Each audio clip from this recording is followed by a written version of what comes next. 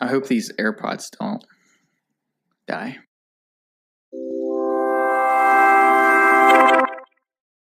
Well, actually, speaking of the AirPods, so I've been seeing lots of AirPods lately. So when I first got AirPods, they were like the goofy thing to wear, and anybody that wore AirPods, like myself, would get made fun of by their coworkers. Mm-hmm. But now I see like everybody wearing them, so I'm wondering, are AirPods like popular enough now to where they're not silly looking anymore? Like it's become a part of culture so they're no longer weird. Right. I saw your little note in there, and I think we're close. I think, you know what I'll be interested to see is where they go from here. You know, what is the update cycle on the AirPods? Yeah, I was disappointed not to see them in WWDC. They talked about them in one of the updates because when they talked about the power mat, the and the Qi charger for the AirPods case, but they didn't mention that in WWDC. Well, when did they even come out? Like what? How long has it been now? It's been like a year and a half. Because I got mine, I think, like December or January of 2016 or 17. But I kind of almost wonder if, like they're pretty good. There's not a lot to do there. And they could, but like they also haven't improved just what are the other ones? Not AirPod, but like just EarPod, like the wired ones. Yeah. They haven't done anything with that. So I don't know. Yeah, I do have issues sometimes with like the pairing process is super easy. They sound great and the battery life is good, but like sometimes it just takes a while to connect to my phone, and then especially switching between the phone and the laptop is kind of clunky. I would have liked to have seen that resolved. Well, what's a while? I don't know. Like sometimes it'll connect as soon as I put the AirPod in, it'll connect right away and everything's perfect. But other times, like nothing happens and I have to go into Bluetooth settings and tap AirPods to get it to connect. I haven't had that problem. So for example, like if I have them paired to my laptop, which I don't do that much, but if I do that, and then I try to like listen on my phone, nothing will happen. And, I have to like manually go to, not like in the settings, but there's, like the Bluetooth, like where should we play this sound out of menu thing. Right. And then I pick AirPods and that's pretty, smooth because the button for that is just on Control Center. Yeah. Well, before what I was I don't have to go into the settings on my laptop. That's on the phone. Switching from the phone to the laptop, I don't have to go into the settings, but sometimes I have to like choose the button in the menu bar twice. And it just takes a little while. I mean, it's not that bad. It just doesn't feel as smooth as it could. I feel like there should be some way to like, if my phone is like not playing any audio and my laptop is playing audio, it should just, I don't know, I feel like it should know somehow. Or like connect to both, which I don't even know if that's possible with like Bluetooth. I don't know what version of Bluetooth this is or whatever, but it would be nice to connect to both devices and just hear audio from both my phone and my laptop, both in the headphones. That'd be weird and interesting. Yeah. There's actually, there's a lot we can talk about with the AirPods here, but what were you saying? Well, yeah, back to the beginning on like, are they not ugly anymore? If you think about, like, I wasn't there for this, but for the what are they called? Like the EarPods, were those silly looking? Like when those first came around, or like when like those big like headphones from the 80s were like what everybody was wearing? Like I feel like the next thing is always weird until that becomes the current thing. And I'm wondering, like, is AirPods becoming the current thing yet? No, that's a good question. And like, Apple Watch, I think, was definitely shunned right off the bat. But like iPad, the name, people didn't like it at all. And it has just been normalized. And I think the Apple Watch has been pretty normalized. And the AirPods, for better or for worse, are starting to look more normal. It's interesting because these ones, you can just wear one of them. Yeah. and I'm on the fence as to whether that's like more or less accepted, because one, if you're looking with the other side of your head, like people can't even see the AirPod, and then it's like it's not there. But at the same time, like they're meant to be two, and so if you just have one in, then it's kind of like I don't know. It's like back to being like a Bluetooth geeky headset thing, when people used to have those. That's interesting, because when I see somebody with Bluetooth, I think that's weird. But I only ever have one AirPod in. Those ones didn't normalize. Another thing about the AirPods, though, that I desperately want to happen is, so you mentioned you want them to connect to both the computer and your phone, which is that sounds pretty cool. I just really want to be able basically to communicate, like they're effectively a little secret agent walkie-talkie. You know how like in Mission Impossible and things, they give out those little earbud things and then the whole team stays in communication. Yeah. I really want, like, I just want them to act as, okay, sound goes in one AirPod and gets transmitted to the other AirPod and comes out that AirPod. So they could act as little walkie-talkie things. So like I don't remember, bypassing the phone, like directly. Yeah, basically. AirPod. Yeah, it would just be like a little. I know you couldn't go too far, but still, I think it would be really cool. I mean, I don't think they would do it because it's like a weird feature that basically would just be a gimmicky secret agent thing. But I think it would be really cool, and it's possible. Well, this might be premature to our conversation, but it's like the Apple Watch thing. I'm sure it could happen on that, where you do all the navigation on the Apple Watch, but your Bluetooth, your AirPods are connected to the Apple Watch. So essentially using the walkie-talkie like that. Mm-hmm. Yeah, and I have high hopes on that walkie-talkie. The other thing that I want to say with the AirPods is I believe that it was not mentioned in WWDC, but there is a new capability that they're trying to push, some kind of hearing aid kind of replacement thing. Have you seen that? I haven't seen that. Yeah, I think it like that with iOS 12, they're looking to have some kind of accessibility feature that allows it to be just kind of a enhanced hearing kind of thing. Probably doesn't replace like a full hearing aid, but and they've even had these apps before. Usually, it hasn't ever worked with Bluetooth headphones at all because there's so much like latency. Yeah.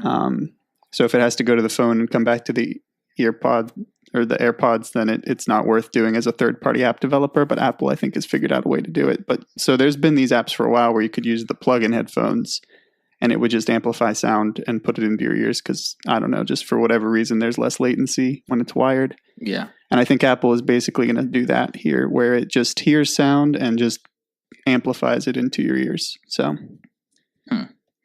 that'll be kind of cool. Yeah. There are lots of like settings and accessibility.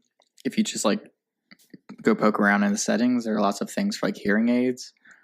So does that mean, I mean, maybe you don't know this, and I could have looked it up, I guess, but does that mean that people with hearing aids can play their phone audio through the hearing aid? That seems like that'd be kind of cool. Oh yeah, I have no idea. I think there's some kind of protocol thing. I don't know, but yeah, that'd be cool. And it looks like there's something there. Yeah. Well, like there's some acronym that I think I've seen, but I don't know how it works or what it does. So, well, I'm looking at our notes and we have no follow up this week. Do we want to go ahead and jump into WWDC? I have a few things that are kind of in the productivity general area. Okay. 3 things. I have 3 little things. Number 1 is, it's a little bit follow up, so we'll do this first. We had been talking about how Twitter is just my place where I throw caution to the wind and follow everyone on a whim. Yeah. And earlier today, I took about like half an hour and I basically just unfollowed nearly everyone. So it's now an exclusive club. How is that? I don't working out? It's all right. It's a little bit, like it adds another, it's another mental process to figure out, like, now instead of if I see somebody, I just like instantly follow and don't worry about it. Now I kind of sit there and think like, is this person worthy? Yeah. And so it's a little bit extra work. And on top of that, so Twitter for me had basically been them just throwing up random tweets from the hundreds of people. I think I followed like 400 people. And now I'm down to like under 100. And now I actually see things that I kind of want to see.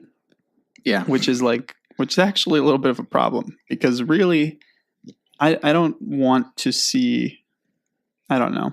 Like when I go to Twitter, usually it's because like I'm on a dedicated, like I'm trying to go look at someone's specific profile or something. Yeah. And when I used to go to Twitter, it was just like a bunch of garbage that didn't apply to me at all because I've followed so many people. But now it's like people that I know who they are and saying things that might matter, and it kind of throws me off track here. Yeah. So basically what I want is like when I launch Twitter, it's just immediately a search feature. I don't know. Yeah, we've talked about my approach to Twitter, but it's like I still follow people, so I it's like kind of like semi-difficult for me to start following somebody, but it's like very easy for me to stop following somebody. So like I'll still follow people, but then every once in a while I'll like see if I see like 3 or 4 tweets from a person that I'm not interested in, and then I think I'm like, okay, well, I don't really care to see this person anymore. Then I'll unfollow. So it does go up and down as I go. That's a good way to do it. I'm thinking about following no one, or following like on like, so for Reddit, I look at other subreddits, but I only am subscribed to the Elon Musk related ones, just so that like without any work, it's just my homepage is just Elon Musk stuff. Yeah. It's interesting you bring this up though, because this whole week I've been like trying to figure out a new like news input. So my thing is Reddit right now, where I did the same thing to where I wasn't really subscribed to anything. But this week I've gone through all of I've unsubscribed from basically everything I'm not interested in. And I tried to go in and subscribe to things that I am interested in, so that my home feed is basically like my news feed. And like trying to use this as a feed. And then I've also downloaded the news app for the Apple Map, or for the Apple News app, Medium and Nuzzle, which I think we talked about a little bit before, which is just an aggregator of like LinkedIn and Twitter, and it pulls just the links and makes a news feed out of that. So I've been testing that out this week, and it's been interesting. The Apple News app is not great though. This is the new news app, right? Or no? Yeah, now it is. So I installed iOS 12 on Thursday, and I started using the news app, I think, on like Wednesday. So I had like one day with the old one, and now I'm looking at the new one, and it's just like, I don't know. I'm just not interested in anything. I've only followed like the kind of topics and websites that I like. So like The Verge, and there's like Recode, and you can also follow like cryptocurrency or technology. But there's also like in your Today feed, there are like Siri suggested topics, and none of the Siri suggested topics are anything that I care about.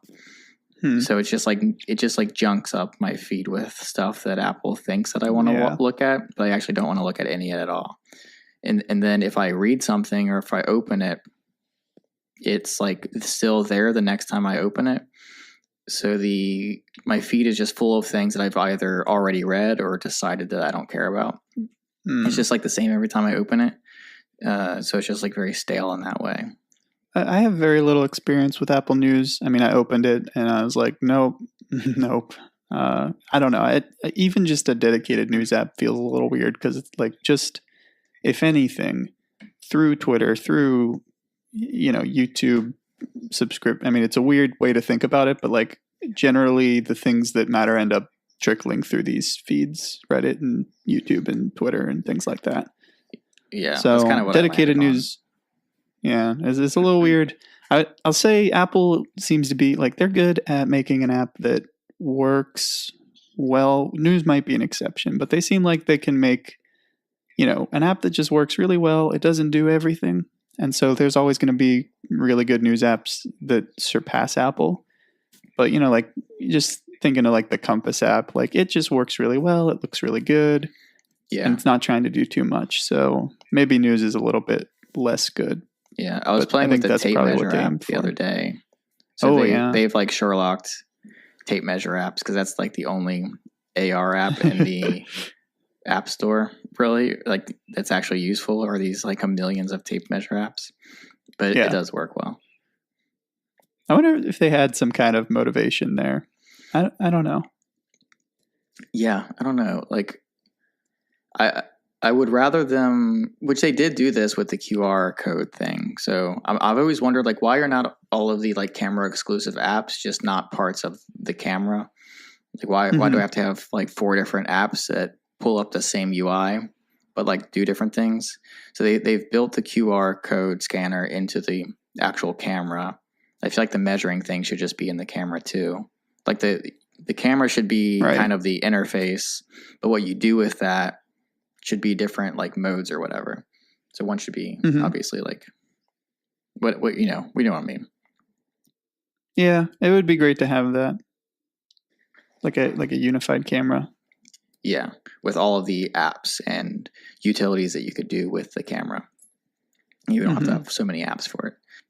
But yeah, basically what I landed on was I'm just going to stick to Reddit and subscribe to the stuff that I want to see so that in my home feed, it's all interesting things because that's constantly changing. It's things that I actually care about. It's like going through this public upvote, downvote system. So it's like constantly bringing the like current interesting things to the top, and everything else I've tried is just very stale.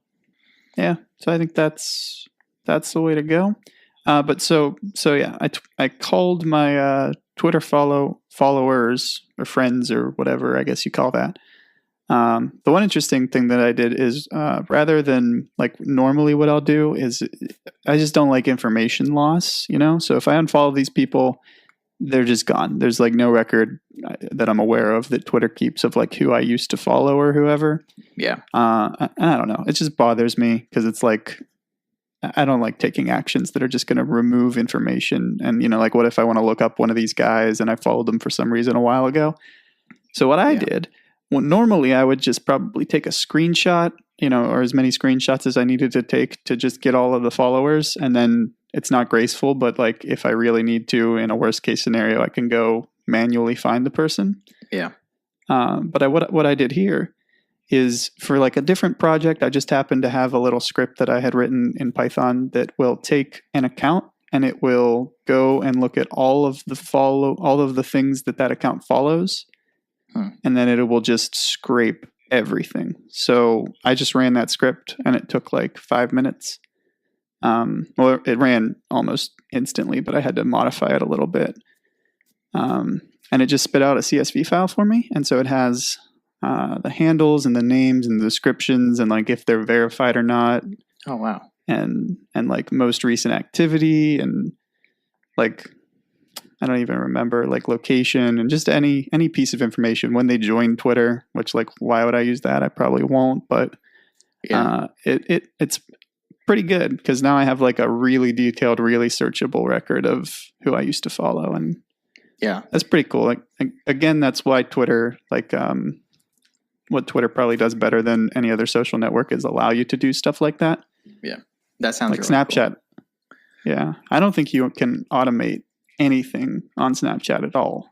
Yeah. Like, I don't think they have APIs. There's no web interface. Mm-hmm. So could you put your CSV in like a Google Sheet and then every time you unfollow somebody, automatically add that person to the bottom of that list in your like current Twitter account? Oh, that would be interesting. Have some kind of like, because then you could follow and unfollow people as often as you want, and you always have a record of everybody that you ever followed. Yeah, that would probably I'd probably end up using, you know, IFT, like IFTT. Right. Yeah.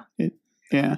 Or what is the thing that's like the competitor to that Apple is now using? Oh, Workflow. Yeah, it's a little bit different. It would probably Okay. Well, we'd probably use that, or like I think there's one called Zapier or something. Yeah, I think that's, I don't know, that might be free.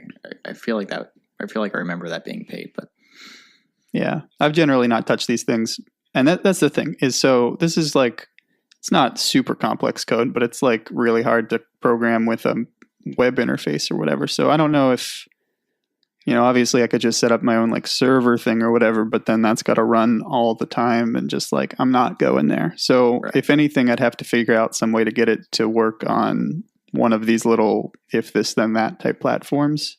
Yeah. And then probably just dump that into Airtable, which would be really cool, but I'm probably not going to go through the trouble of that. Yeah. Yeah, it worked well for this mass just removal of people, though, to run it really quickly beforehand, so I have the records. So do you find yourself going to Twitter more often and like getting more use out of it? That was a pretty recent development. That was just earlier today. And I really think I'm going to whittle it down to either like I'm doing with Reddit and only follow Elon accounts, or I'm really liking the idea of just following no one and just, I don't even know what do I see if I'm not following anyone. Will it be blank? Because that's like what I want. And then I'll just have a list or search for whatever I'm actually on Twitter to do. So why do you want, like if you're searching for people, why would you not just follow the people that you are searching for and look at their stuff in the list? Because, well, so like, when I launch Twitter, generally it is because, like what is Elon Musk said recently? I have a dedicated purpose that I'm setting out to kind of accomplish, and I don't know that I've like ever usefully gotten information from whatever happens to pop up or just from looking through the feed. I do look through the feed because it's there, and sometimes I just find myself like scrolling a bit. But I don't know if I want it to be there. It's kind of almost the same with Reddit. Like I sort of wish I would just land on a blank page and then I could click somewhere if I wanted to see all the updates. But I really don't want to do that. And I'm not sure if that's a feature with some of the Twitter alternatives where you can get to the search without seeing anything. But this is, they set the idea of, like email clients, like there's some email clients where you can send email without seeing your email. And that's the kind of thing that I'm looking to do here. I'm still kind of, I think I want to unpack that a little bit because I don't understand. So say you even only care, say you search for, when you open Twitter, you only search for like the same 5 people. So why would... Well, it's not hard to find people. Why would you not just follow those 5 people? Is it because of the Twitter, like moving the tweets around and you want to make sure you see everyone? So it's like no, it's not. Well, kind of. It is kind of that because I do really just like to, if I want to catch up on what Elon has tweeted, because he's been tweeting so many things recently. Yeah. I just go back to, all right, where's the last thing I saw? And then let's go up from there. And also you got to have like with replies on, because half the things he says is with replies. So you really have to be on his profile at that point. So it wouldn't even matter if I was in a feed. And then it's like, well, if I go there to see something from Elon and then like some random person has tweeted something else, then all of a sudden I'm like distracted on and focused on that thing. So yeah, it's probably not how you're supposed to use Twitter, but I'm really considering just dumping everyone. The only problem is like a few of them are like private accounts that I lose access to them by unfriending them, I think maybe. Yeah. And so there's no going back from that one. And this goes with this loss of information thing that I don't like. But I'm playing around. We'll see where we get with this. Yeah. You have to, we'll put that as follow up for next week. Mm-hmm. I'm looking at Twitter right now though, just to like look at how I have it set up. And Elon is tweeting back and forth with MKBHD about the Tesla Roadster. Yeah. I guess they're buds. Oh my gosh. Like I fell asleep like just dreaming about that thing. Did you see this tweet? The one that kind of started this off here? About the rockets, 10 small rockets, thrusters arranged. I love it. Yeah. I love it. It's so fun. Like who needs to limit cars to like how people think of cars normally? We're gonna put actuate like rocket. What do they call these things? Like the little propulsion things. I forget the word right now, but there's like a word that means just a little like cold gas thruster. Like that's what I'm trying to think of. No, I don't know what that is. I was just on like the rockets, just to maneuver them. You kind of like do a little spurt of gas, like. So I think it was speculated, and I think now he's elaborated a little bit more in his tweets that they're not going to put like a flame rocket engine on this car because you got to refuel that and legality and everything. But they probably are going to put what it looks like here is cold gas thrusters. So this is just compressed gas that the engine, when it's not in use, can just charge up a compressed gas cylinder. And then when the car needs it, if you need to brake or if you need to, whatever kind of maneuverability, it's like a spaceship. Have you ever seen like the space shuttle, all those like little, not the huge engines on the back. The ones that like balance it as it comes back down. Or like. Yeah, where it does those little like like that kind of noise. Yeah. It's that, but on this car. And it's like, it doesn't even matter if you're on ice then, because it's just, you're not relying on the road traction, and you can get bonus speed out of that. You can get bonus acceleration. That's true. You can stop quicker, and it's just all signs point to this being pretty much the sexiest thing that has ever existed, this car. And I'm really excited to see it. Yeah, he calls that the SpaceX option.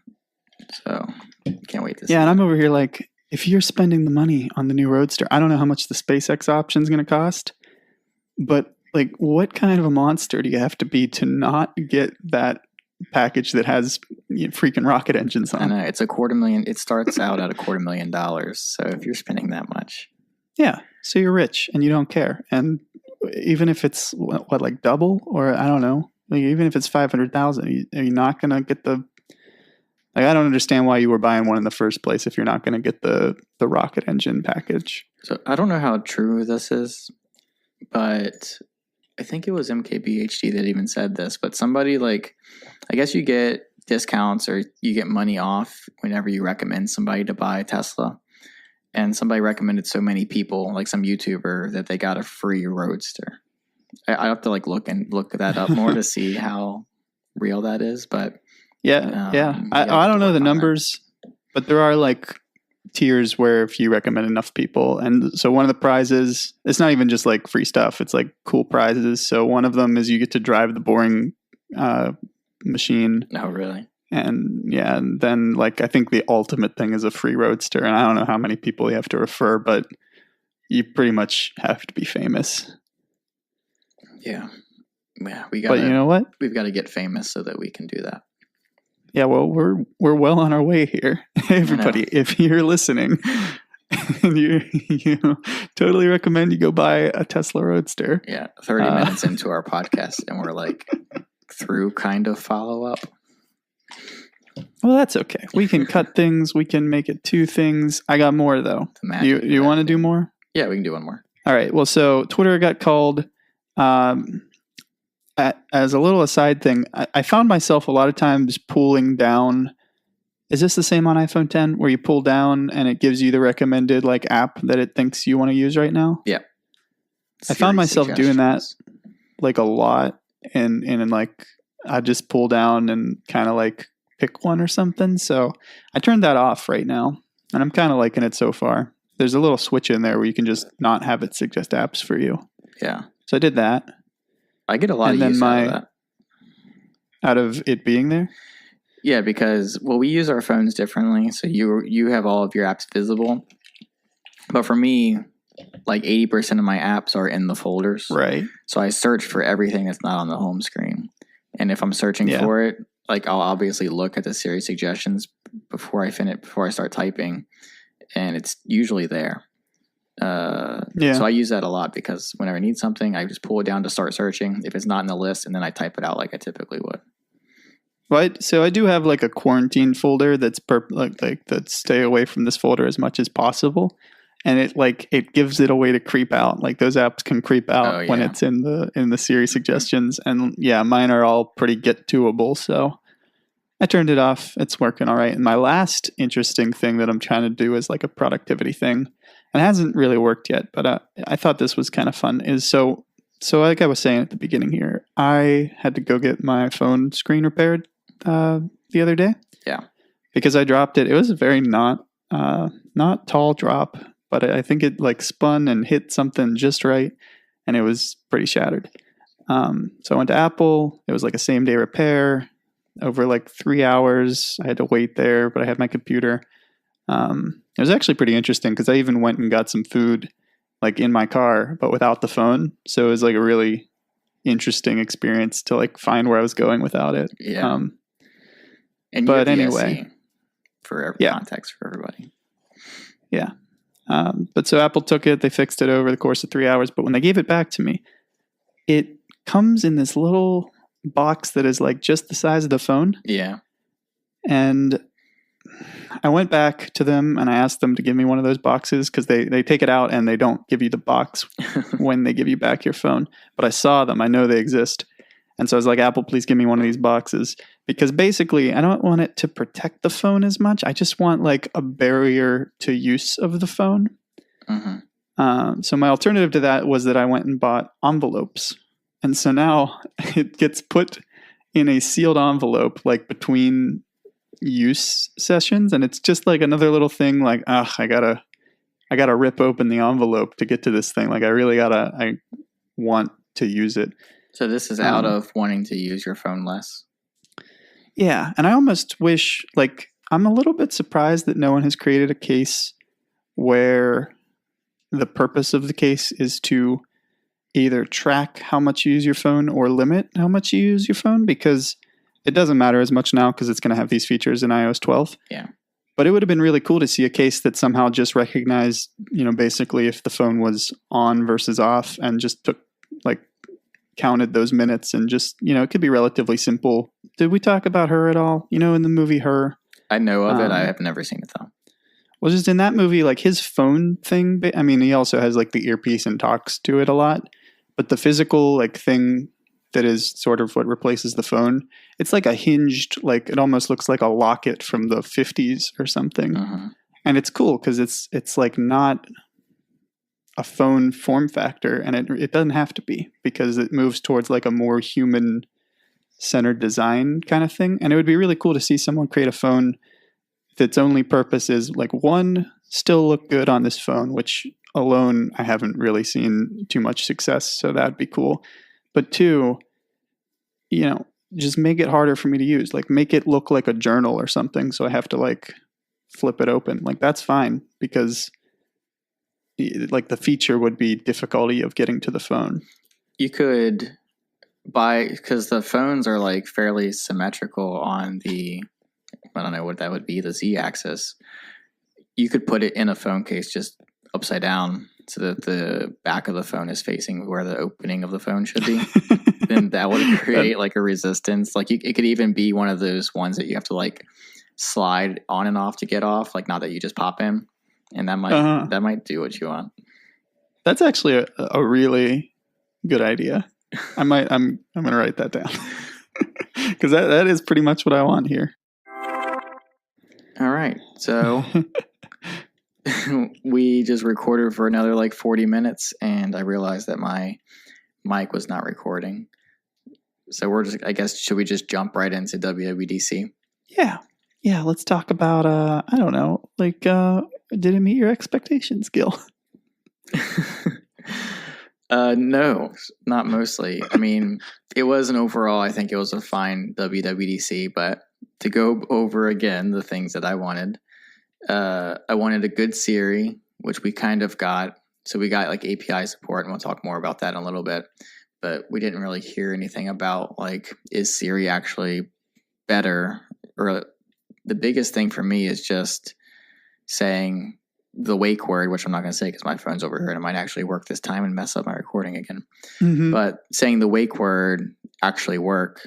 So that's what makes the Echo so usable for me, is that I don't have to like the only reason I would ever use voice to like query anything is because I can't use my hands. Mm-hmm. So it's I feel like it's kind of useless otherwise. That's interesting. We're going to come to this. We're going to come to, there's a lot of voice stuff, actually. I see the writing on the wall of moving towards, a better world where we talk to the technology. And again, I don't remember if I referenced her last time prior to us not having recording, but the film is like, it's very like utopian kind of how people could interact with technology a lot more gracefully. And there's little hints of that here. So it's interesting that you don't like it, but we can talk about that. The other things that I wanted was a good notification system, which we mostly got, and then updates to watch faces or ability to customize watch faces in some way, which we didn't get that at all. Yeah. So should we start back at notifications? Yeah, let's talk about notifications some. Okay. So the three big updates to notifications were do not disturb, and then just like overall notification, like I guess triage. And then there's also, what was it? The mental wellness? It has a name, but I deleted it. So now I don't remember. And the app or in the settings for screen time. Screen time. And we went over this already, but to enlighten the audience or the listeners, I have iOS 12 installed. I've had it installed since Thursday, so I've got a few days of data in here, and I have my phone pretty locked down already, so I'm pretty happy with most of the numbers. Mm-hmm. It's like loading. Yeah, settings is loading because I'm on a beta with audio recording. So yeah, it's kind of broken up into three sections. There's most used, that's both by category and by the specific app, pickups, and then how many notifications you got. So most used, I've got in order is reading and reference, which is mostly Reddit, productivity, social media, and then games. So social media is pretty much all Instagram, games is all Pokemon Go, Reddit and references, or reading and references all Reddit.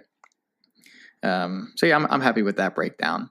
You can also add like time limits to different categories or different apps. So I did add a 30-minute time limit a day to Instagram. Yeah. To hopefully bring down the social media number a little bit. Yeah. And my complaint last time we recorded was that, I think this screen that pops up and just says like, you've used your time. I guess it's something, right? But like it's not, I think if you're in the zone, you're going to hit the button and just keep on rolling. Yeah. I don't know. You're gonna be like, I set that limit for myself. Who cares? Nobody. Because I've seen companies try this. I've seen them. Yeah. Because there are third-party apps and everything, and I looked at them all, and it's like, wow, you're trying to fight this problem of people having the ability to do. They have too much power, right? Like you could sit there and go through your Instagram feed all day, and just giving people the power. You're not taking it away from them. You're just saying like, hey, here's a little notification, and to dismiss that, I think is very easy. It's a little bit of a barrier, but like, yeah, it's better than nothing. It's just weak. I know that I saw this somewhere. I can't find it right now, but we talked about this already, but I'm pretty sure that there is a way to like set a passcode different than your phone's passcode for letting you into different apps. So if that's the case, which I'm pretty sure that I saw that because I thought that was interesting, but you could give your phone to somebody else, tell them to put a passcode in that you don't even know. And then there actually is a time limit for that. And that's pretty solid because I said, I've talked about it a little bit before, but like kind of part of some projects that I did a couple of months ago were really on like focus and productivity and how do you just limit, what you're doing with your phone. And some of the ones that work really well are you have someone else keeping you accountable if you can create that system and have somebody. And so, this relies on someone physically being in your presence, but like if people are married or whatever, that's not too much of a problem. So it'll help some people at least. What would be really cool is if your friend could like remotely, like you could send a request that they could Oh yeah. Send cool. like, so they don't have to physically be here. I don't know if that's something they've thought of or done, but or even like absolutely don't let, like, maybe you said it yourself, saying like, no matter what I do, don't let me open, Instagram more than 30 minutes a day, but you don't get the option to like change that time limit until like every Sunday. well, you get So into every Sunday it unlocks and says, hey, you can decide, do you want to re-up for another week of 30 minutes or do you want to take the limit off? That's not bad. Kind of cool. The thing is, so I criticize them for just having a little dismissible text option, but it's kind of a catch-22 because as soon as you give people the ability to make themselves limited, you've got like an equally bad problem, because then, you're going to get a bunch of people complaining that they lock themselves out of stuff and whatever. And it's like, so I have an application. Some of the best things that I've seen. So one, I have an application here called Self Control for the Mac, and it will, I don't even know what it does. I think technically you could defeat it if you really tried, but like, it doesn't matter if you restart, if you quit the application, somewhere hard coded. Basically you can limit what I think websites you can visit. I think it's just websites. So it's not app specific, but like within any browser on the Mac, somehow it just completely removes the ability. And the timer you set, you're stuck with it, right? Like you got to Google and really like dig down into the operating system to remove that. So it doesn't do it for apps. I don't think it works for apps unless you knew the URL that like the app was trying to access or whatever, is, I don't know the technical backing there, but I think it's just websites. So that kind of works, but also I don't ever click on it. And it's just this thing. It's really a weird concept to ask people to like limit themselves, because you're always like, no, I'm fine. I'm good. So you don't use the thing. The other thing that I've seen that worked, one of the better ones, was this thing I think it's just called like Just Fucking Do It is the name of the website. And you put in someone's email and you put in a payment and it just emails that person. It's like, hey, after this amount of time that the user sets, you're going to get an email that asks if they did it or not. And then the person, whoever you've put in the email of, gets the ability to decide where that money goes, like whether it goes back to you or goes to just the developer, basically. That's interesting. And that's not bad, but again, it requires that, you have another person that's really invested in you doing well and everything. And the last one that's actually like the top rated productivity app is called Forest. And it just, you plant a little tree like in the app. It's an iPhone app.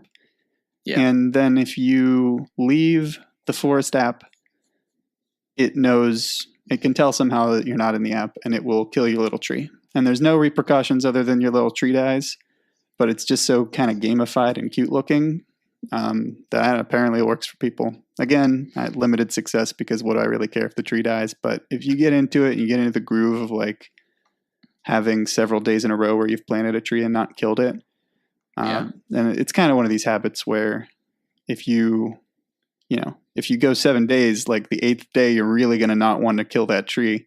But if you kill a tree, you're really going to, you're going to be like, well, screw it. Now then you might have 7 days where you don't, or where you kill a tree every day because your streak just died.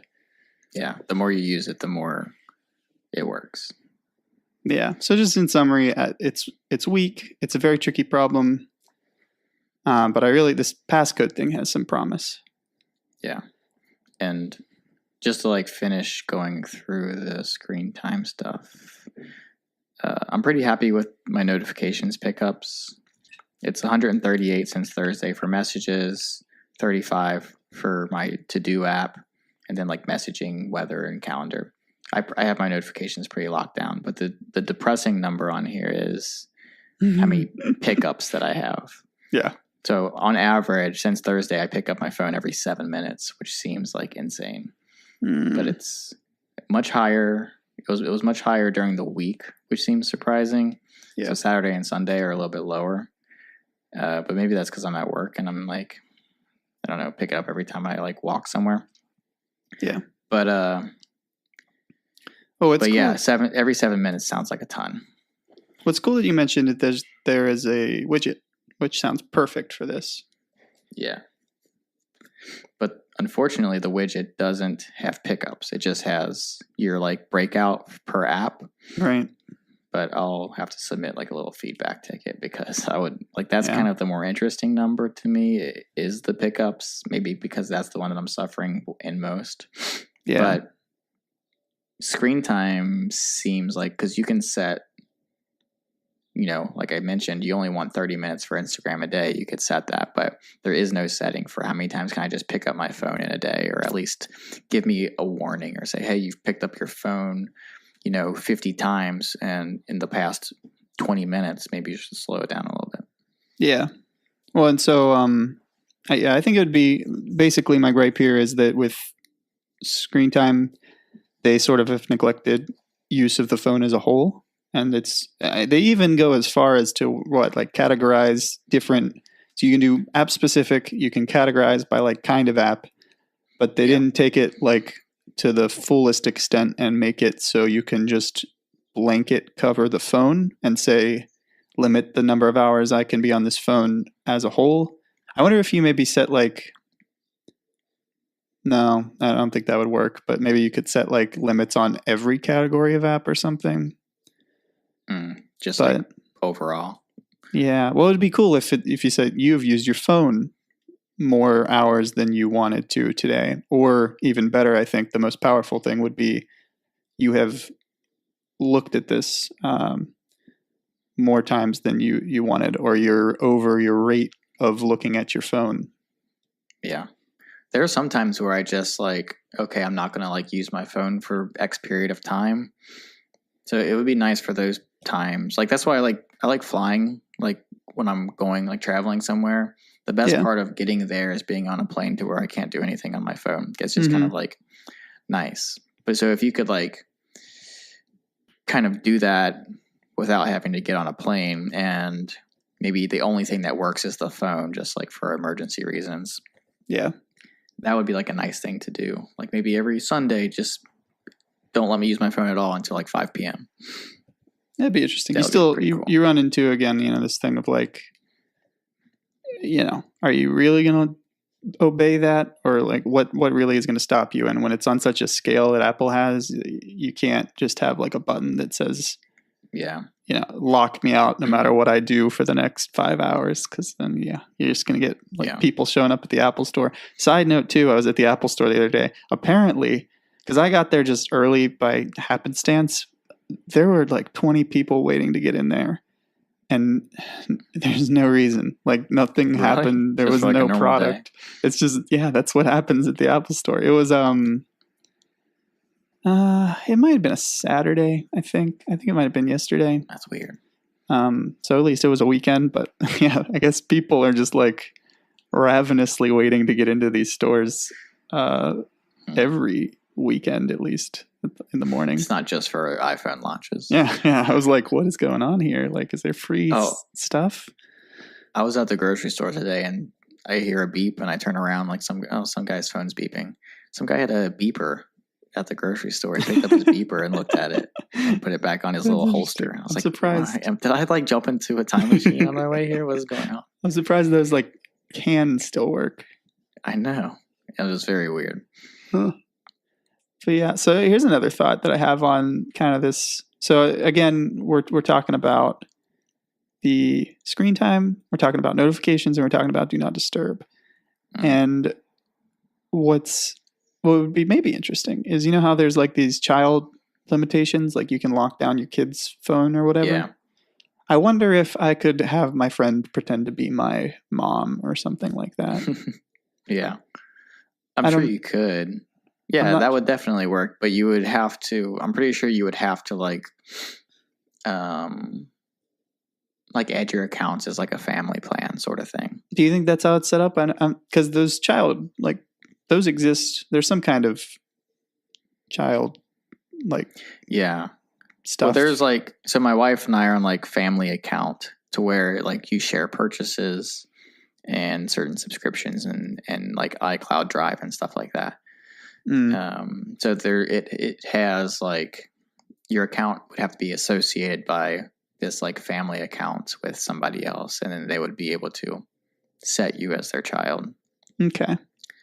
Or you could even like, if you have like an old device, like just set one of your other devices up as the parent. Like you would still have control for both, but one's like turned off and in a drawer.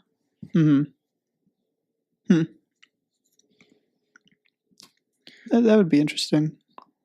I'm going through here. So another possibility that might be interesting to see. So, on the watch, they now have this rolling mile feature. Oh yeah. Yeah. And it's like 1 mile ago, whatever that mile was, like at the point you're looking at. Yeah. That's how fast you ran this like rolling mile. Right.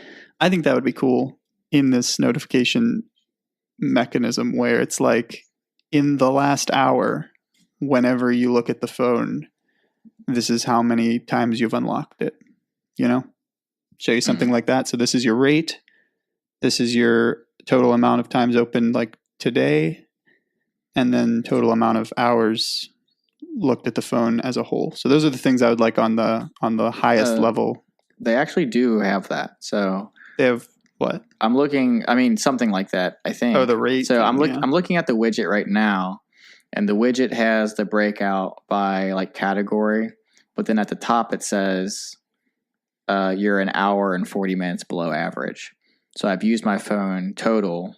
Okay. Like total across all apps. I've used my phone an hour and 40 minutes less today than this point yesterday. Or this point, not yesterday, but on average, I guess, the past few days. Okay. Well, that's comforting then. I don't know if that's like so that's average, but like if it's early in the day, does that? No, I think it's like at what point in the day. Okay, so it is like a rolling day average thing. Yeah. Cool. It's like on average at 7:30 p.m., I would normally be an hour and 40. Used my phone an hour and 40 minutes more. Okay. It doesn't do that though for the number of looking at it, right? No, it doesn't. See, it's weird how they chose kind of the metrics and which ones to use and not use. Yeah. And I was actually wondering this. So I use my phone because I'm in Seattle, which everything is new. I've only been here for a few weeks. So I'm using my maps constantly to get around. Mm-hmm. So I was worried about okay, I'm using maps all the time. So maps is just going to be like my entire bar every day. Mm-hmm. But I'm looking at it and it's not even in here. So it's not skewing the data in that way for something like maps. Okay. Yeah. So it's I guess that's good. It's a complicated problem. I'd like to see, a lot. I'd like to see a lot for notifications. Yeah. I had mentioned before, I'd love to see some kind of master history of all notifications that doesn't unless you explicitly delete it, it keeps a log of. Yeah. Because that would just be really great for if you don't have to worry about seeing notifications or if notifications are just turned off or anything like that because it keeps sort of a log. So that'd be something cool. Yeah. The big thing I'm missing from notifications, or I guess from Do Not Disturb, is being able to set per app. So, or even per person.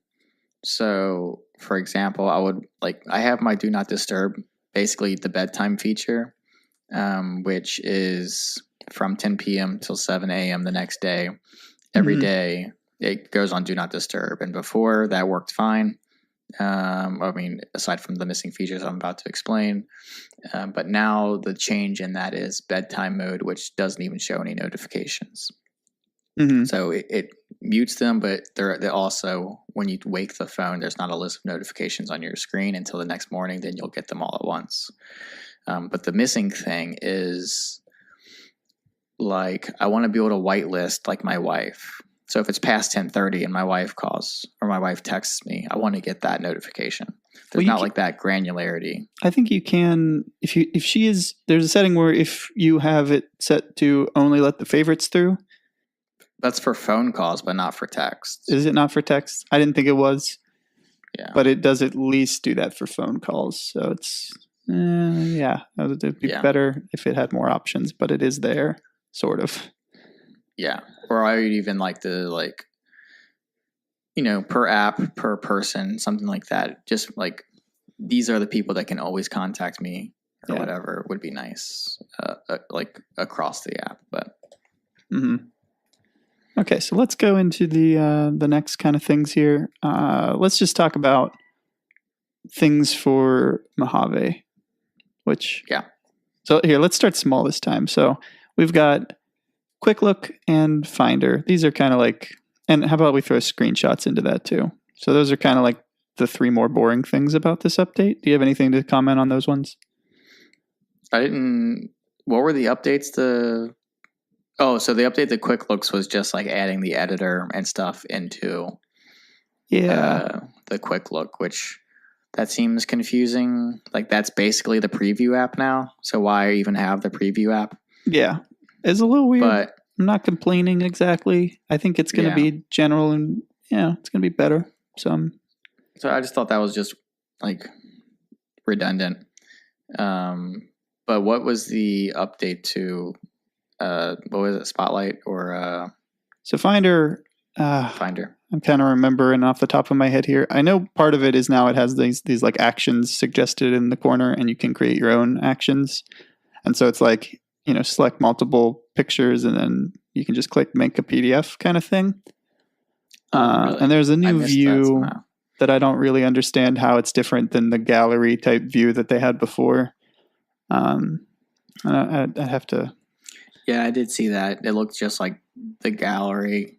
I'm not installing a beta on my desktop, so I haven't played around with that yet. But I would like more like automator type features, like without having to build an automator like workflow. So something like creating a PDF from a series of images, or the example that they showed in one was like adding a watermark to a bunch of images. Right. Yeah. I do like that kind of stuff. I would like that a lot. I've even run into the issue the past couple of days to where I needed to join a few images into a PDF. And I don't know if it was the last update or the update before that, where they like let you mass edit names of things, which that's been like a huge saver for me at certain times for like adding a prefix or like I have a bunch of images from like my honeymoon or whatever. I want to add this prefix or this kind of order to all the names and then just number them from there. Yeah. So I do like that. I do like that feature a lot. So more of that would be great. I have been annoyed several times by just trying to create like a PDF or like combine multiple PDFs and things. So, and that's what, Mac is really good at this though. You almost never need to get a third-party application or even open, one of the default applications, so like if I need to annotate something, I can do it just in either Preview or Quick Look or Finder. You can rotate things in Finder, I think. So Macs are really powerful in not even needing to open like a normal application to get things done, where you can save them in different configurations and as PDFs and all that kind of stuff. So I'm glad to see them adding some more stuff like that, because that is actually super convenient. It's not like this goes kind of with the theme of not major improvements here, but I do appreciate some of these things. The more that they can build into their system, the better, because I don't have to find some weird third-party app to do something like join PDFs. That seems crazy. Yeah, which I've done. So I'm glad to see that not be the case. Another thing, they have made screen recording easier. Which I like. Yeah, so that's now like there's like a shortcut for screen recording, the same way that there was for just screenshots, where before you had to open up QuickTime and like do the screen recording that way, which just took a little bit longer. Yeah, I didn't really mind that too much, and I'm a little concerned. Like right now, I don't know if everyone has this or something, or like I'm not sure how people do screenshots on Macs usually, but what I did was I have a custom little shortcut thing where I press like Option S, and it will do full screen capture and then it will save that to my desktop. Oh, there are like Apple shortcuts for that. It's Command Shift 4 and Command Shift 3. Oh yeah, well I don't like holding 3 things, so I rebound it. But yeah, Gotcha. It's one of the things that's built into the system, and I think there's an option where you can make it so that you get like a little cross section and you can trim the thing or whatever. Yeah. But honestly, though, I have really appreciated just a full screenshot because then it's on the desktop. I go to the desktop. I just open it in preview and select what I want, and then crop it like instantly. And then what's also great is that the whole image is retained in a way that you can like revert to. So if you go like file, previous versions or something. So even if you cropped out something, like your whole screen will always be in that image file.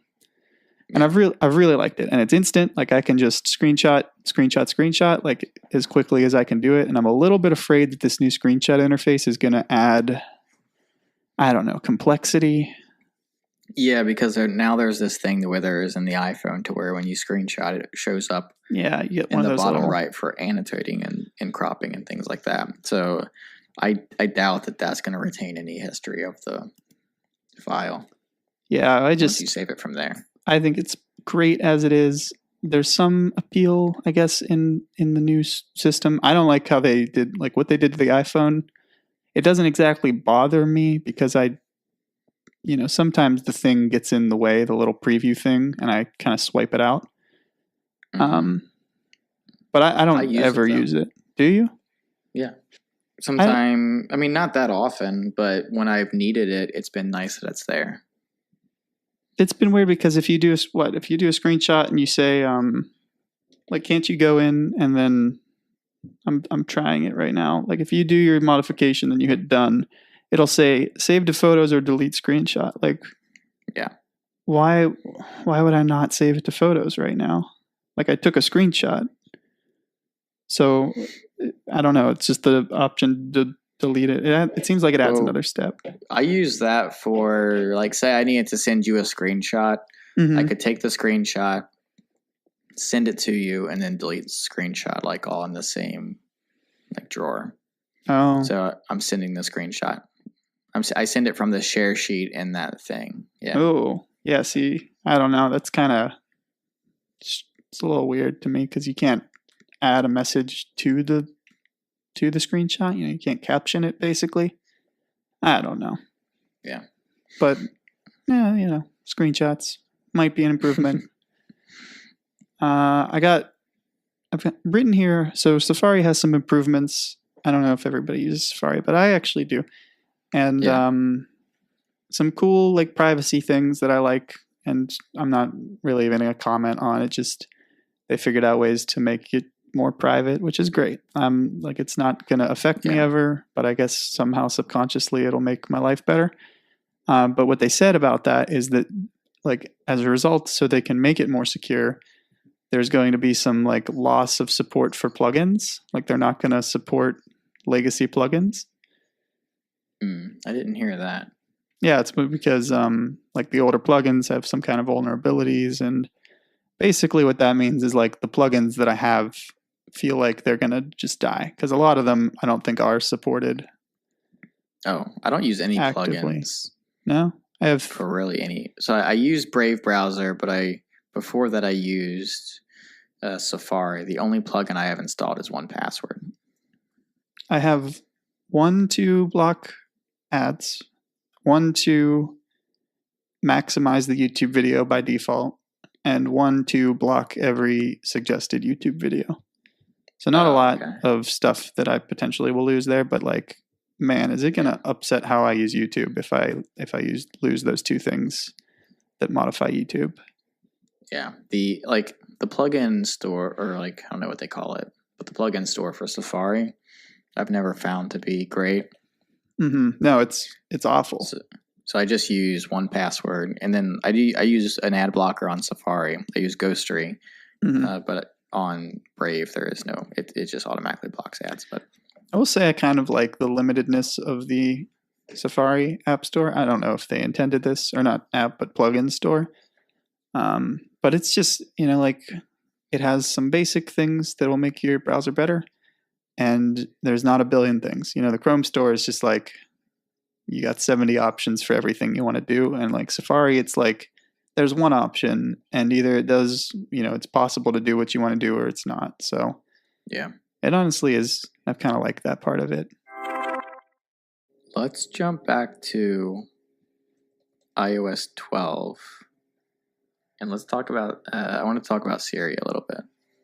Okay. So I mentioned that I was like halfway got what I wanted from Siri. Basically what they did was, so take a step back a little bit. Workflow is an app that Apple bought last year, which it was basically just an app that would do a series of tasks in some order that you specified. So a workflow might be pull the last 3 images, convert them to a PDF, and send to Paul or whatever it could be. So, but you could make this like automatically do things. Apple bought that and they kind of made their own thing. I forget what it's called. But part of that is also it's called, I think, shortcuts. I think they just call it Shortcut.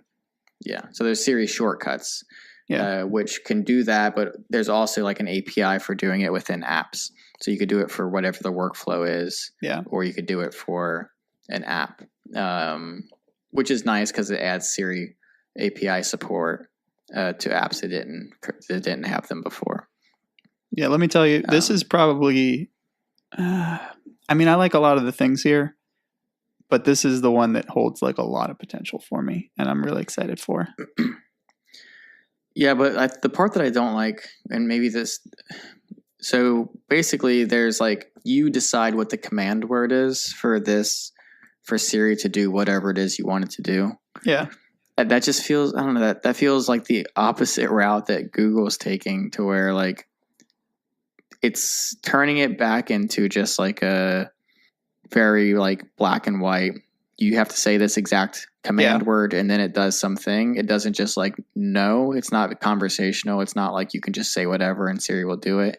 They're not fixing like the serious bad problem. They're just like adding a way to make it usable by adding your own command words. I know. I was going to say rather earlier, like Siri just work better, but that seems to be not the route that they went. I was going to say earlier, because you wanted Siri to be improved, and I was like, yeah, it's improved in that we are allowed to improve it ourselves now. Right. Compare that to like what Google did for, was it Duplex, Google Duplex? Mm-hmm. Compare that to what they did, to where there's literally, it's calling a hair salon, basically like passing the Turing test. Yeah. By adding, by having the conversation with this other person, adds in the ums and ahs, it answers these questions dynamically and schedules the thing. We've just got like, okay, now you can say, you're basically pressing a button with your voice to tell Siri to do some pre-commanded thing. That just seems kind of lazy. Well, okay, so for Duplex, I'm a little bit skeptical on that demo. We didn't really get a chance to talk about Google I/O, but the biggest thing I want to talk about was Duplex. And this is a thing where it calls people and pretends that it's a human, although I guess it's going to identify itself as robot. But it's pretty good from the demo, and it is probably a lot nicer than most humans. So it's cool, and it allows you to, instead of a million people having to call and check hours on a holiday, just the robot calls and it's done, and you don't need any kind of special, that little small business doesn't need some kind of web presence or whatever that's up to date, because it just gets a phone call like it's used to. So it's some pretty powerful stuff, and you can imagine even like, hey Google, call all of the hair. I mean, this would be probably abuse that Google wouldn't allow, but the potential for this technology is something like, hey Google, call all of the barbershops and find me the cheapest one. And it simultaneously has a conversation with all barbershops to find the price, Yeah. So it's really powerful stuff. Again, that's probably not a feature that most people have, but it's very interesting. I want to comment on, this is, I don't think Duplex is an on-phone thing, where Siri does have some limitations. Yeah, that's true. I mean, there are the trade-offs in security. I mean, so first of all, I don't know that I believe necessarily that duplex works as well as they showed it in that thing. Like they had it talking to a person that really didn't even speak English that well. And, it like did better than I might have done on that phone call. Plus, like, add in the fuzziness of phone calls. So this is either some like supercomputer on the back end type stuff, like when Watson was on Jeopardy, like there's a big ass computer behind that. Or, it's not entirely, they cherry picked good moments. I'm sure they had like 10 phone calls and this is the one that worked the best. But it's still the direction that they're taking that's the right direction, I feel. Yeah, but it's really cool. And if it's not quite there, it's looking great. And also they got that voice synthesis with their something wave, Google deep something. I don't know. They're synthesizing the voice like on the level of just the waveform itself, which is really great. So you really can't even tell it's a robot. And then there's Siri, which they dropped the keyword, right? Or at least just on the phone, they dropped the keyword. Or on not the phone, the watch. Oh. Yeah. I was listening to another podcast. That was just on the watch, yeah. Yeah, I was listening to another podcast that I haven't heard this before, but they just make it the most preposterous sounding thing and they call it Ahoy Telephone. Oh, I love that. But so they dropped that, which is really cool too because so first of all, they only dropped that on the watch though. Yeah, I think it's pretty inevitable that it's clear like they don't want this phrase to be in the way. Yeah. So this is a sign of things to come. And there's a little question of how well does it work and can it really do that well on the watch? And is it always listening all the time? And how does it identify that it's being talked to or whatever? So it's interesting, but I like it because generally when people communicate with these things, you've got to wait for that little toot toot, right? So like, hey Siri, and then it's like toot toot, and a lot of times that's really delayed for some reason. And then you ask the question, and it really upsets the flow of like a conversation. Yeah, it could easily get past that because it's listening already. So you say, "Hey Siri," even if I guess we should stop saying it. Yeah, you say, "Hey," ahoy telephone. And then just like immediately, ahoy telephone. What's the weather? It's already like listening for the ahoy telephone, even if it hasn't like connected to the server and like has done whatever it needs to do. It could still like catch up later and send that message once it does connect. So that's what like the Echo does. Is you can say, ahoy, room device. What's the weather? It might take a little while to connect, but it'll still answer your question. That's why I use, and I mentioned this before, I use Alexa a lot more than I use Siri because one, the wake word works more reliably, but also like you can just give it the command. You don't have to like wait for it to load. It's not like you're not like it doesn't feel as much like you're talking to a machine and like going through these like step by step. This is exactly what I need to do to get you to do what I want you to do. Well, that's the thing. I don't know about Apple's HomePod actually, but with Google Home and the Amazon Echo, you do still have to say the word, right? But you can be like, hey Siri, what's the weather? Or not that. You can be, hey Google, what's the weather? Right? And it doesn't, you don't have to wait. There's even settings you can say like, do you want it to make a noise once it hears its keyword, or do you want it to not make a noise at all? Because it just starts recording you as soon as it hears that keyword, and then it does its little processing, whereas Siri doesn't start listening until it hears that keyword, which is really kind of an interesting thing because you can just go right into, even having the annoyance of that keyword to have to say, you can go right into the question, which is nice. Well, the other thing is, I don't know why. So if you have a Comcast remote, they do voice great because they just have a button and you hold it and you talk while you're holding it. And there is no keyword because you're just holding a button. And I get that they want it to be like completely hands-free or whatever, but it would be really nice to just hold a button and when you're holding the button that Siri's listening and you let go and then you know that it stops listening, because it's a really intuitive way to just capture exactly what you want. And that works really well on the remotes. But for me, I only use voice when I can't reach the phone or when I don't want to touch the phone. But it would be nice, though, to do exactly that. Because what you need to do on the iPhone 10 is you need to hold the hold button. After a couple seconds, Siri will pop up. They should just start listening the second you hit the hold button. And then if it activates Siri, catch up and answer your question. Otherwise, just delete the recording or whatever. Yeah. That would be nice. That's some fancy code, but I think that's how the HomePod has gotten around some of these things, or not HomePod. I keep thinking the Google Home. So it's cool to see the evolution here and how people interact with them as we progress, because it started with you have to say the thing and then you wait and then you say your question, and it's moved to say the thing and say your question right after, and now we're dropping say the thing altogether.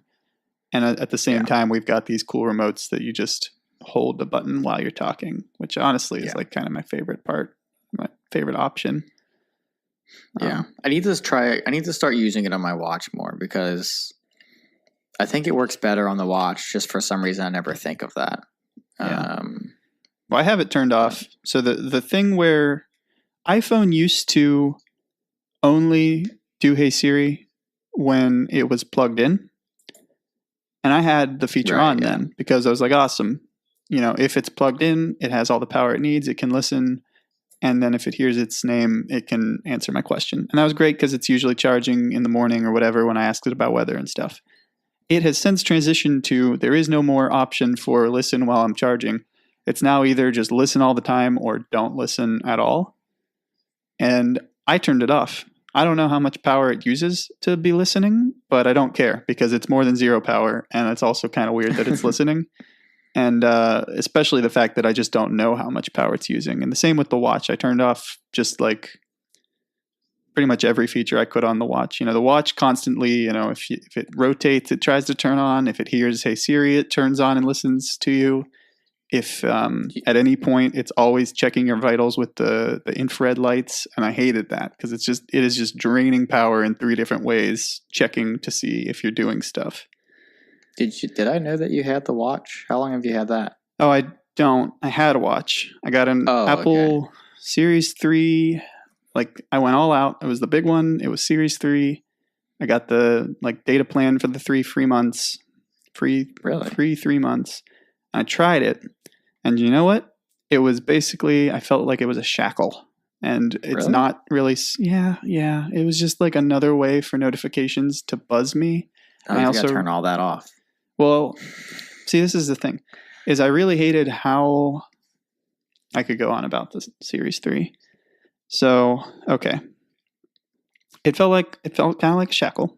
All right. It was cool that it kept vitals information, but so it never felt like it could do anything with that. It had this little feature that was if you've sat for 15 minutes and your heart rate is up, then give a little buzz alert thing. And I really want I want very custom settings on at any point if my heart rate reaches this level, just buzz me. So basically, don't ever let my heart rate be above this and buzz and annoy me if it is. And it didn't have that, and no third-party apps really offered that kind of feature, because I think limited on how Apple allowed developers to use the watch. And I didn't like how notifications worked, because there was you could either have Do Not Disturb sync across device with iPhone and watch. And I already have enough trouble with this on the computer and the phone, because you can Do Not Disturb on the computer, and sometimes I totally miss a message because one was on Do Not Disturb or something. But with the watch, it added this another layer, because you could have them in sync of both, if one's on Do Not Disturb, the other's on Do Not Disturb. But just a lot of times I don't even remember the specific cases here. I think what I wanted, if I didn't have my phone with me, I wanted it to never make noise at all. So what I was doing is I was putting my phone on Do Not Disturb and not having it synchronized to the watch, so that the watch would be not on Do Not Disturb. But if the phone gets a phone call, it has to be on so that it can throw the phone call forward to the watch, because they're not set up as separate devices. They're very much meant to still be together. And it was very frustrating because I had to like leave the phone on Do Not Disturb and then take the watch off of Do Not Disturb. But like, I don't know, certain messages or something, I forget exactly what the problem was, but something wasn't working with that system where I would like, so yeah, it's just before we can get into like the new watch stuff as the segue, but the way that I use the watch, and I'm like, I put a lot of thought into like how I use the watch, but basically what I've narrowed it down to is like, don't think of the watch as a small version of your phone. Just think of it as like a watch that also has access to the internet. So before you would have a watch, and I wore watches before I wore the Apple Watch, so maybe that also like is the reason why I like it. But before you would have obviously the time, you would have the date, you could have some sort of stopwatch, things like that. But once you connect it to the internet, you also have access to things like the weather, or like when it's going to like rain next, what the current temperature is, when the sun sets, stuff like that, which I think that's all very helpful for me. Yeah. But then on top of that, you have the fitness features. So there's like the meditation app, there's also the workout app and things like that. So you have to like, I use it like as a tool, not as like a notification stream. So the only notifications that go to my watch are which is like my to-do list, like for my everyday stuff, and messages. And those are the only two things that ring my watch. And that's because those are the only two things I care about. And it also lets me triage that, so I don't have to pick up my phone every single time I get my my leg buzzes. I don't have to pick it up to say, oh, that's a text message that I don't care about, and then put it back in my pocket. Because it's always like you pull it out of your pocket, you say, oh, I don't care about this message, but I might as well get on something. After hearing that I get on my phone every 7 minutes, you might not realize that it's actually making a difference, but it feels like it is. Well, so there are plenty of times I get text messages and I don't take my phone out at all because I've looked at it on the watch. But that's the only thing I get notifications for. The rest is just using the watch as a source of information for things that are happening right now, like time, weather, if I need some sort of stopwatch. The dream for the watch was that it would replace the phone. And I was really hoping that it would kind of do that in some way. But what it ended up being is I felt like there was no legitimate use for, like it tracks your pulse and everything. And I didn't really care about the activity stuff that much. And the notifications thing were kind of not jiving well and like hard to set up with the iPhone. And like it has its own dedicated app, and you like even settings on the watch. Like there are settings that you cannot find in the iPhone settings for the watch. If you look, in the settings on the watch, and then there are settings on the iPhone that you cannot find in the watch. So there's like two separate places where there are mostly overlapping notifications, but some are exclusive to the watch app and some are exclusive to the watch. So it was just like a hot mess of trying to get everything organized and getting notifications to go the right way.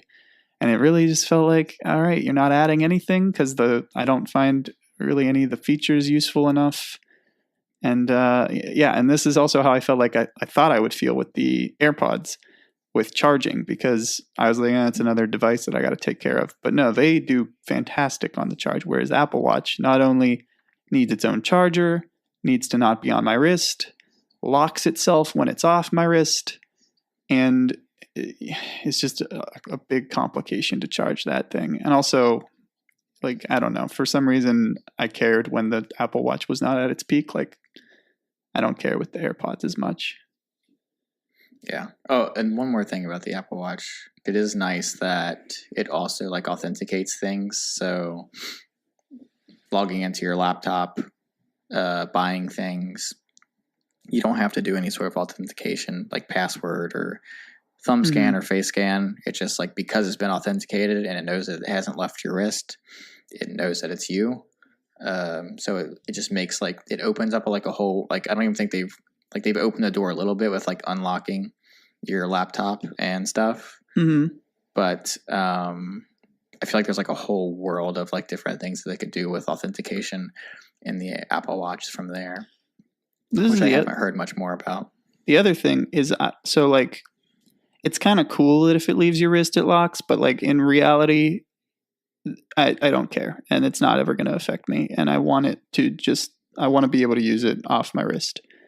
And what it came down to was you need to have the wrist detection lock feature on for it to also do a lot of the biometrics tracking stuff, because it uses I don't know, do you know how it works? So there's like that green light that's on whenever you're in an active workout that accurately, like really accurately traces your records your biometrics, but also all the time, if not like no matter what, if you're not in a workout, it has infrared LEDs that are doing pretty much the same thing, but it's less accurate. And so then it constantly has record of your heart rate and like motion and whatever, I don't know. But whatever it's doing to detect whether it's on your wrist or not is constant, and that also plays into the health benefits and stuff. And it was just really frustrating because I didn't really want it to lock when it was off my wrist, but then I lose accuracy in the activity tracking, and it's like, what even is the point if it doesn't have? I had problems with the Apple Watch. What use would you have for it using it but not on your wrist? I'm just saying, like, sometimes it was off my wrist, and then I would like want to check something, or a notification comes in or whatever. It's just like, I don't want to have to type in the passcode because it's off my wrist. No, I haven't run into that, but it's always on my wrist. And then, well, you still have to type it in once it's back on your wrist. And this is, again, playing into like how much battery power. And I tried really hard to find out how much more power it uses to power the infrared LEDs constantly. And I can't figure that. You don't have to put the password in when you put it back on the wrist. When you unlock your phone, it authenticates the watch, so you don't have to put the passcode in. I don't lock my phone is the problem there.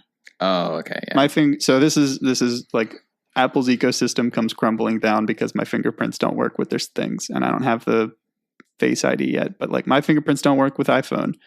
So for a while I didn't have it locked at all, but now I have it locked if I don't touch it for 6 hours, because if it's in that mode, then I can use Wallet, because you can't use Wallet for some reason unless there is some kind of a passcode on the phone. So I have that, but I don't ever unlock my phone basically, except when I wake up in the morning. So then it never unlocks the watch, so that if I have the thing on, I need to type in the pass. See, there's domino effect of how the watch doesn't work for me. It was just a mess. It was just a mess. If you're not using it exactly how they want you to, and if you care about the settings, I feel like it doesn't work. The three things from WWDC that give me hope here and point towards, so it's still going to have all these problems that I just described with, like, you know, just working well with the phone and things. But like, number one, well, let's go in the easiness, the order of easiness here. Number one is it has podcasts now. That was like a huge thing for me. That was like kind of the last straw on the watch. I was like, what even is the purpose of this not having the phone if I can't play a podcast on it? Like, that seems so fundamental. So podcasts will be a big improvement. I like this walkie-talkie feature. It kind of requires another person with a watch, but it's interesting. And I think if I did have somebody else that had a watch, that'd be really cool.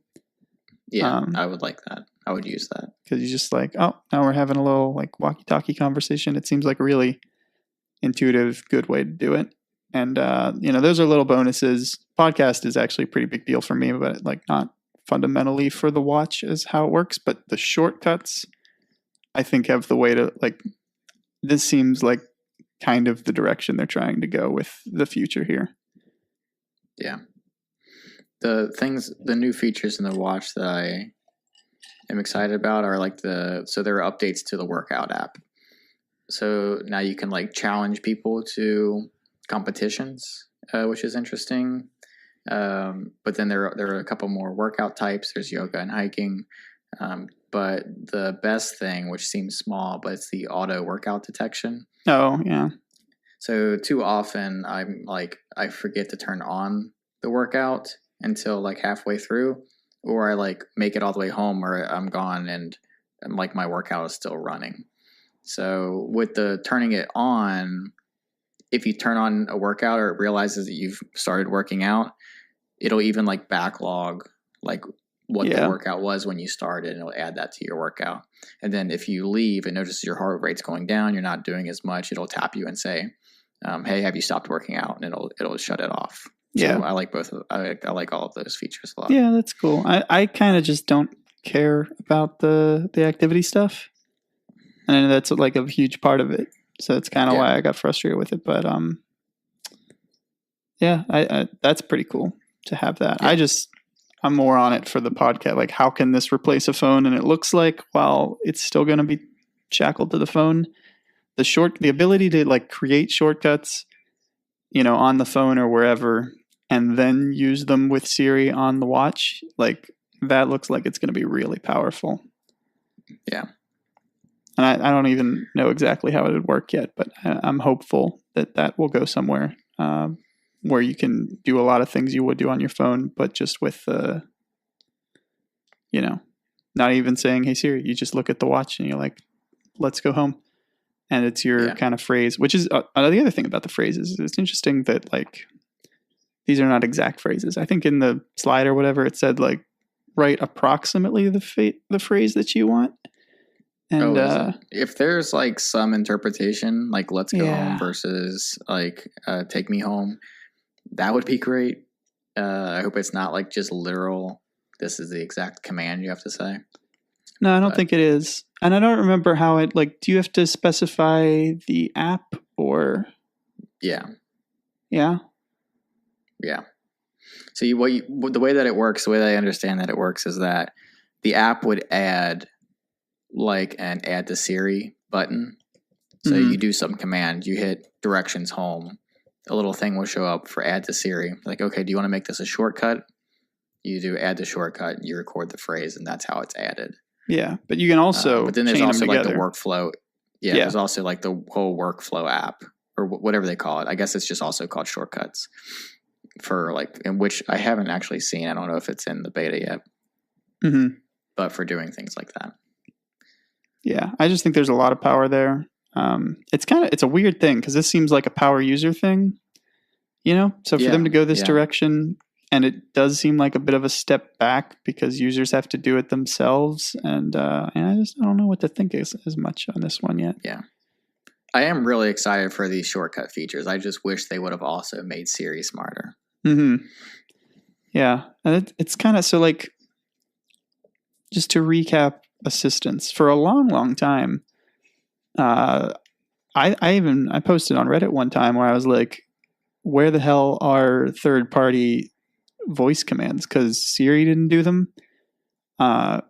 Google Now didn't do them in any respect. And then finally, like, I think Amazon Echo was probably the first thing that could integrate like a third-party command. And there were like some people had hacked Siri so that you could intercept what you say and then make it do something like with your computer or something. But for a while, it was like really hard to do something that was not hard-coded and supported by the first party that developed the respective, assistants. Yeah, really the only interaction Siri's had with other apps is opening them. Yeah. And then like some small stuff with like Lyft and stuff like that. And then what's also interesting is so I think Amazon Echo embraced this first, and then Google Now did it. And Echo had it so that you went and had to install the thing, like you installed apps for the Echo, and I think you still do. Right. And Google Now had it. They did a cool thing where, or not Google Now, but Google Home did a cool thing where you just kind of could say, like, you didn't have to install it. You just said, like, order me movie tickets with Fandango or something like that. You just had to know of its existence and it would look up the service, which is a small distinction, but it's cool. And it's kind of like that's similar now here to what Siri's going to do, where like, I guess, so the application that you want to use has to be installed. Didn't we see some are there going to be third party? Can the developer set things basically is what I'm asking here? Oh, like preset shortcuts. Yeah, that just exist in the app by default. I don't know. I didn't hear anything about that, but it's definitely possible now. It's basically just a deep link for an app, which is what the shortcuts is doing. So it's possible. Yeah. It would be easy for them to implement, I feel like. I'll be really interested to see kind of this interface and how you use it and what comes out of it and things. So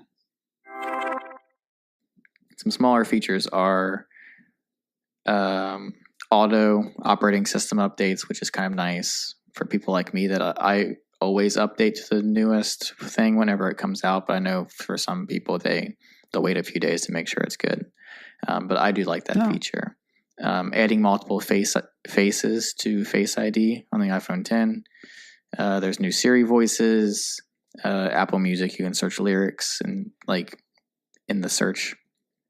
And wow. QR codes being added to the camera, which I think we talked about this on the version that stopped recording, but I think QR codes are in the camera now. I want to say. Yeah, they are in the camera now. But then there's a new measuring app, which basically Sherlocked every useful AR app in the App Store. It's the only thing that's like not gimmicky because it is pretty accurate. I just wish that was also tied into the camera and not a whole separate app. But yeah, could you? Maybe we cut this part, but could you repeat just the things that you said there? Because some of those were new to me and I didn't quite catch them. Oh yeah, so it is. You can set it to automatically update the operating system. That's interesting. So like, well, you know how nobody like opts into new features. So is that just going to be the default? Is that it updates automatically? No, you have to turn that on. So the default is that it updates when you hit update. Oh, so because people do run into the issue to where they had some bug. I assume Apple doesn't want this either. They don't want to put out a buggy version and everybody's always on it. I don't people even that do want to, that. They can go ahead and do it. I mean, because this is the same problem that they had with applications on like in the App Store. Is it used to be that you had to fully manually update those, and you know what? Now it's automatic. But like I don't know what my apps are updated to anymore because I used to look at the patch notes and see what was being added, and now it's just like surprise new features. I didn't even see that it changed. I actually do look at the change log still. Like I'll open the App Store app. Yeah, and like usually probably around once a week and see what's been updated.